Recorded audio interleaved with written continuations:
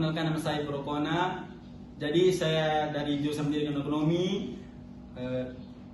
Silakan untuk melihat video micro-teaching saya.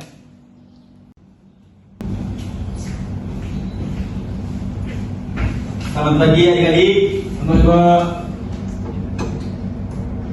Bagaimana kabarnya hari ini? Baik Pak. Ya. Sebelum kita mulai kegiatan, absen dulu ya. Ya Pak. Yang pertama, Karminianus Kurniawan. Ada Pak. Yang kedua, Kisantus Lunas. Ada Pak. Ya. Sudah ya. Yang berikutnya, sebelum kita mulai kegiatan kita, baiknya kita berdoa terlebih dahulu. Jadi di sini Pak Sada yang memimpin doa. Siapa? Jadi berdoa dimulai.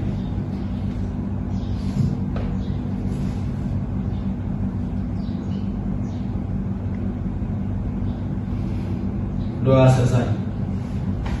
Ya, untuk baik adik-adik, sebelum kita masuk kegiatan pembelajaran kita mulai dengan ice breaking terlebih dahulu, ya. Ice breakingnya itu tepuk semangat. Jadi ice breaking itu seperti tepuk semangat, semangat luar biasa. Ya. Siapa? Oke, kita mulai. 1, 2, 3. Tepuk semangat, semangat luar biasa. Oke, sangat bagus ya. Ya Pak. Jadi kita masuk pada pembelajaran kita atau materi kita pada pagi hari ini. Yang pertama itu materi kita itu kegiatan ekonomi. Jadi kegiatan ekonomi itu mencakup beberapa aspek. Yang pertama, pengertian produksi, distribusi, konsumsi. Yang kedua, tujuan kegiatan ekonomi. Yang ketiga, faktor-faktor produksi. Nah, jadi di sini siapa yang tahu apa itu pengertian produksi, distribusi, dan konsumsi? Siapa Pak? Oh, tidak tahu ya. Jadi pengertian produksi itu adalah suatu kegiatan yang dilakukan untuk membuat atau menghasilkan barang maupun jasa dengan tujuan memenuhi kebutuhan manusia. Ada yang bisa memberikan contoh dengan apa yang Pak jelaskan tadi dengan kegiatan produksi? Contohnya itu apa? Kita menghasilkan gula dari tubuh. Oh ya, sangat betul. Yang kedua yaitu pengertian distribusi. Jadi distribusi itu adalah proses mengeluarkan atau membagikan sesuatu ke orang lain atau tempat lain. Contoh sederhananya itu adik Bambang itu mempunyai 10 permen. Terus adik Bambang membagikan 10 permen itu ke teman-temannya. Tapi setiap temannya itu dapat 2 permen. Itu bisa kita sebut dengan hasil distribusi. Yang ketiga itu konsumsi. Jadi konsumsi itu adalah kegiatan menggunakan atau menghabiskan barang dan jasa untuk memenuhi kebutuhan atau keinginan. Jadi dengan kata lain itu, konsumsi terjadi saat seorang memakai sesuatu seperti memakan, berpakaian, menggunakan listrik atau layanan. Yang berikut kita masuk pada tujuan kegiatan produksi. Ada yang tahu apa itu tujuan kegiatan produksi? Siapa? Oh ya, silakan. Tujuan produksi yang pertama itu untuk memproduksi bahan mentah menjadi bahan baku. Oh ya, sangat betul ya. Jadi tujuan kegiatan produksi itu adalah menghasilkan barang atau jasa yang dibutuhkan orang agar bisa dipakai untuk dikonsumsi. Dengan kata lain, produksi ini dilakukan supaya manusia mendapatkan apa yang diperlukan untuk berkehidupan sehari-hari. Yang berikut kita masuk pada faktor-faktor produksi. Jadi faktor-faktor produksi itu adalah segala sesuatu yang dibutuhkan untuk membuat barang atau jasa. Dengan kata lain, produksi adalah bahan-bahan. Faktor produksi adalah bahan-bahan atau sumber daya yang digunakan produsen agar bisa menghasilkan sesuatu.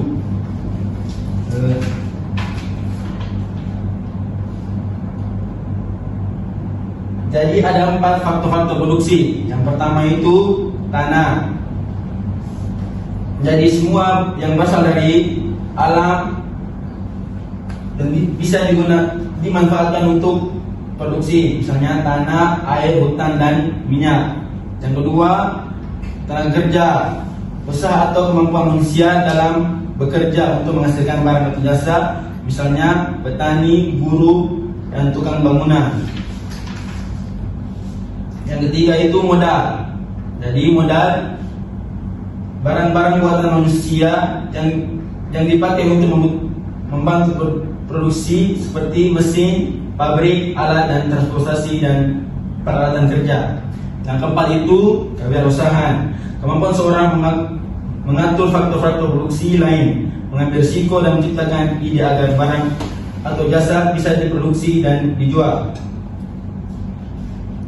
Oke, baik anak, selanjutnya materi kita masuk pada peran distributor dalam perekonomian. Ya Pak. Ada yang tahu apa sih peran penting distributor dalam perekonomian? Kurang tahu Pak. Tidak tahu Pak.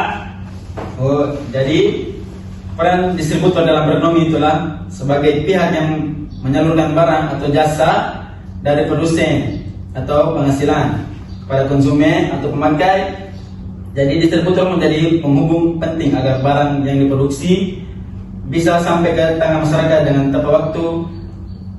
tepat waktu dan jumlahnya sesuai.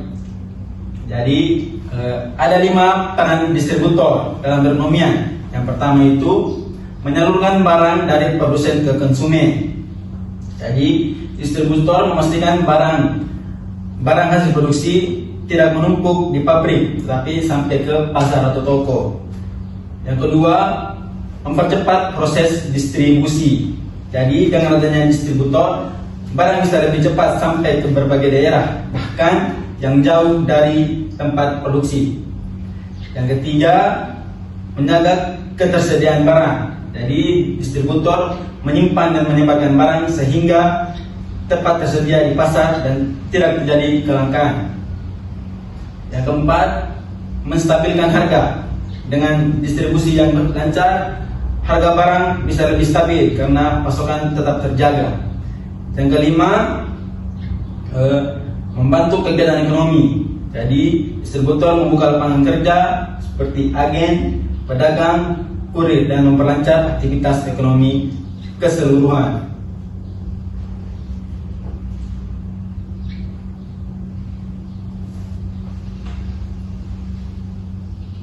Contohnya itu seperti pabrik mie instan memperoleh mie, distributor mengambil dalam jumlah besar yang disalurkan ke warung dan supermarket dan dibeli oleh konsumen.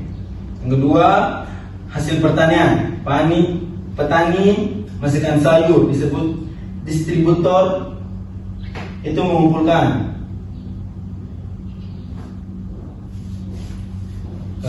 Materi yang selanjutnya yaitu perilaku konsumsi yang bijak.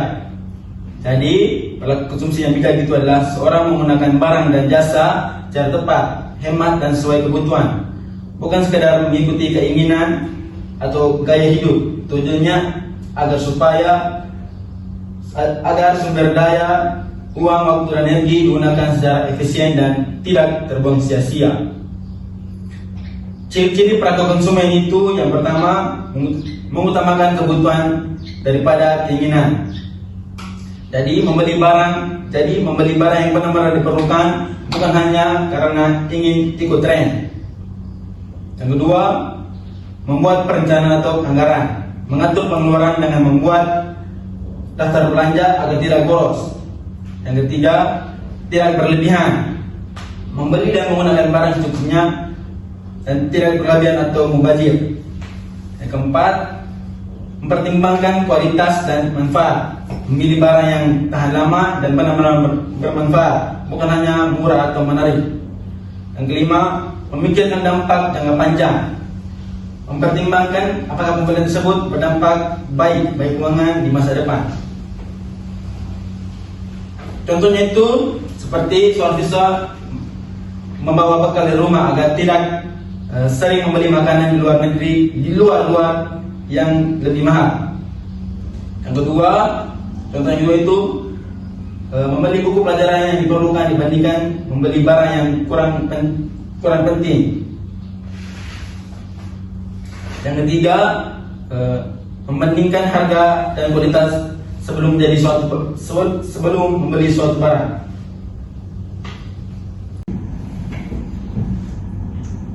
Jadi sekarang kita masuk pada kuis ya. Ya Pak. Jadi Pak akan kirim kuisnya lewat di HP.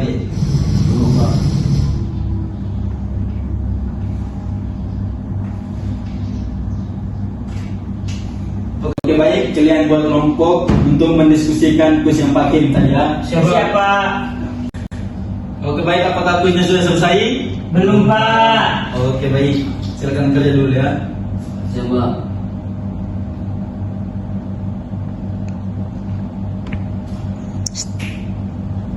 Apakah kuisnya sudah selesai? Sudah Pak.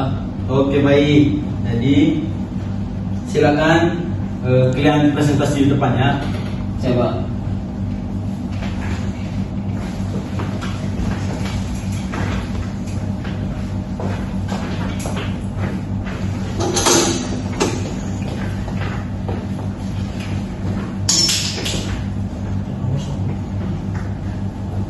Ya, Baik, terima waktu dan kasih. kesempatan Pak silakan. Baik, terima kasih atas kesempatan yang diberikan oleh Pak. Di sini kami akan mempresentasikan materi kami berdasarkan soal yang telah Pak berikan. Jadi soal yang pertama, jelaskan apa yang dimaksud dengan kegiatan ekonomi. Jadi dari kelompok kami, kegiatan ekonomi adalah segala aktivitas yang dilakukan manusia untuk memenuhi kebutuhan hidup, baik berupa produksi, distribusi maupun konsumsi. Yang kedua, soal nomor 2, sebutkan jelaskan 3 jenis kegiatan utama dari kegiatan ekonomi. Jadi, kegiatan utama dalam kegiatan ekonomi dibagi menjadi 3. Yang pertama itu produksi. Produksi merupakan kegiatan menghasilkan barang atau jasa untuk memenuhi kebutuhan manusia. Yang kedua, distribusi. Distribusi merupakan kegiatan untuk menyalurkan barang atau jasa dari produsen kepada konsumen. Yang ketiga, konsumsi. Kegiatan ini menggunakan atau menghabiskan barang atau jasa untuk memenuhi kebutuhan. Selanjutnya saya beri kesempatan kepada Bapak. Baik, untuk nomor 3 yaitu berikan contoh kegiatan produksi, distribusi dan konsumsi di dalam kehidupan sehari-hari. Baik, untuk yang pertama itu kegiatan produksi, yang dimana itu petani menanam dan memanen padi. Terus yang kedua itu distribusi, yang dimana pedagang menjual beras ke pasar. Terus yang terakhir yaitu konsumsi, yang dimana masyarakat membeli dan mengonsumsi nasi. Baik, itu saja Pak yang dapat kami presentasikan. Terima kasih. Oh sangat baik, tepuk tangan untuk kita semua. Terima kasih Pak. Silakan duduk kembali. Bapak.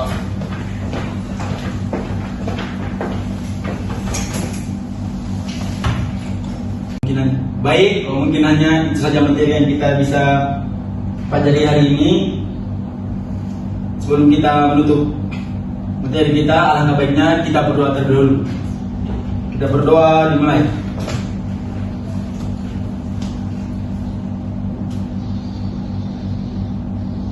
Berdoa selesai.